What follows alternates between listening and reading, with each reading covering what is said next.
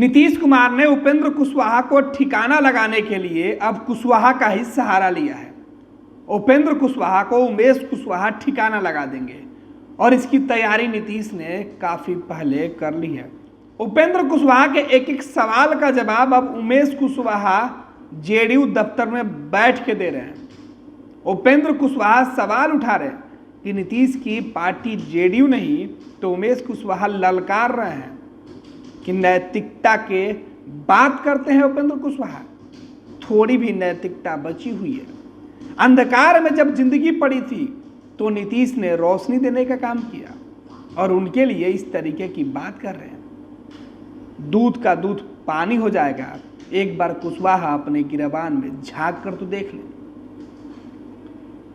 जिस घमंड और गुमान में जी रहे हैं उपेंद्र कुशवाहा, उसकी हकीकत तो उनके गांव में मालूम पड़ जाएगी।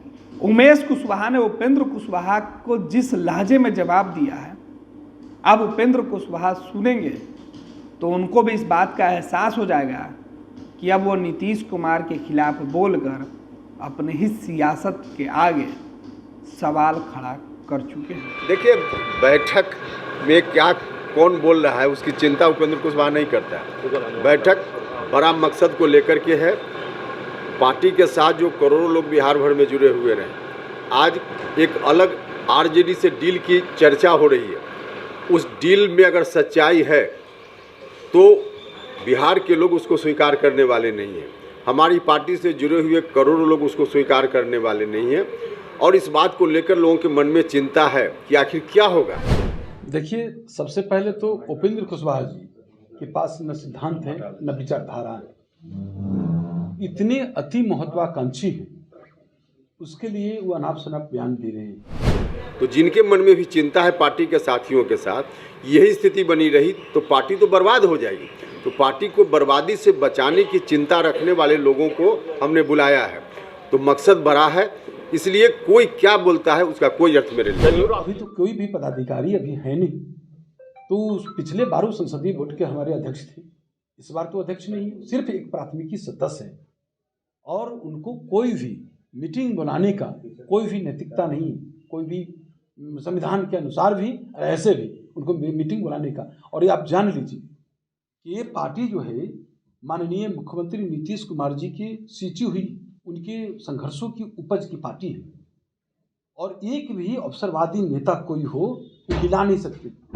वो उनके बारे में बहुत कुछ कहने की जरूरत नहीं, सब लोग जानता है, देश भी और समाज भी सब लोग देख रहे हैं आज बिहार के लोग कि जब जब उनके जीवन में अंधकार आया है तो हमारे नेता ने उनको प्रकाश देने का काम किया। अभी जब वो हमारे यहाँ से गए थे तो फिर 9 में लाके उनको राज्यसभा बना दिया गया।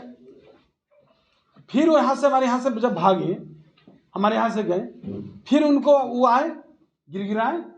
हमारे नेता ने इतना दयालु हमारे नेता है कि उनको फिर विधान परिषद में भेज के उनको चेयरमैन बना दिए, संसदीय बोर्ड के अध्यक्ष बना दिए। देखिए, हम तो यही कह रहे हैं ना, हम तो पहले से कह रहे हैं कि कागज में जो कागज उनका आज भी कह रहा है, राष्ट्रीय अध्यक्ष दोबारा से बने ललन सिंह जी, उनके अध्यक्ष बनने के बाद भी कई बार जो राज्य कार्यालय से सर्कुलर जारी हुआ है, जो रिलीज जारी हुआ है, उस रिलीज की कॉपी आप लोगों के कार्यालय में भी होगी। उस नैतिकता है, लेस नैतिकता जिसको कहते हैं। आप अभी भी आप माननीय मुख्यमंत्री जी जो दिए हैं वही झुनझुना रखे हुए, जिसकी बात आप कर रहे हैं। तमाम लोग जो राजनीतिक करियर, जो राजनीतिक जीवन में जो लोग आते हैं, उनका रहता है कि हम विधान परिषद पहुंचे, विधानसभा पहुंचे, राज्यसभा पहुंचे, लोकसभा पहुंचे।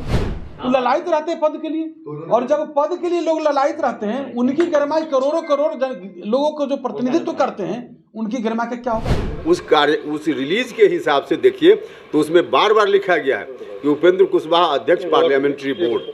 तो उसमें यह बात लिखी गई है। तो लिखित रूप में उपेंद्र कुशवाहा है और मौखिक रूप में कह रहे हैं कि नहीं है। यही बात है। बोलेंगे जो आदमी को इतना सम्मान दिए, जो बोल उन्होंने दिया, वो क्या है वापस लेंगे। आपको शर्म आनी चाहिए ना। आप खुद सोचिए, जिस नैतिकता की बात करते हैं, जरा भी नैतिकता नाम के लेस नैतिकता पर होते तो आप खुद डिसीजन लेते। हम लोग क्यों हम लोग ने तो दे दिया। यही बात तो हम कह रहे थे कि कागज में इन लोगों ने बना दिया, लेकिन एक झुनझुना थमा दिया।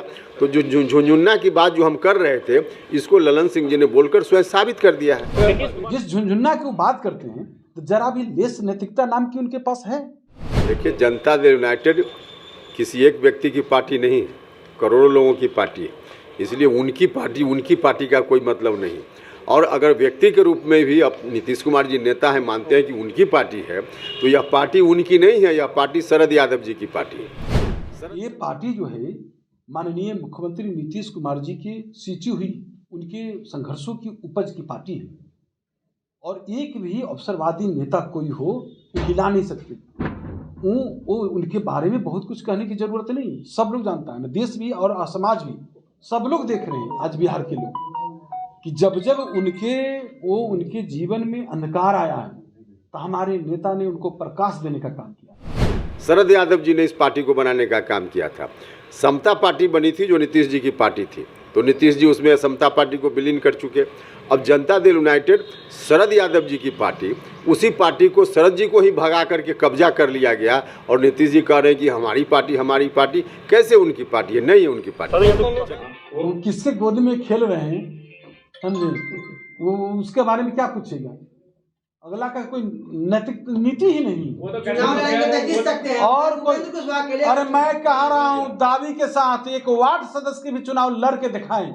और बहुत ज्यादा आप लोग को भी घमंड है, पत्रकार साथी और मीडिया के साथी को कहते हैं, एक बार उपेंद्र कुशवाहा के गांव में जाकर देखिए, पता चल जाएगा आप लोगों की इतिहास उनका क्या है, सब इतिहास भूगोल के बारे में पता चल जाएगा। बहुत चीज है, मैं अभी आपको बताना नहीं चाहता हूँ।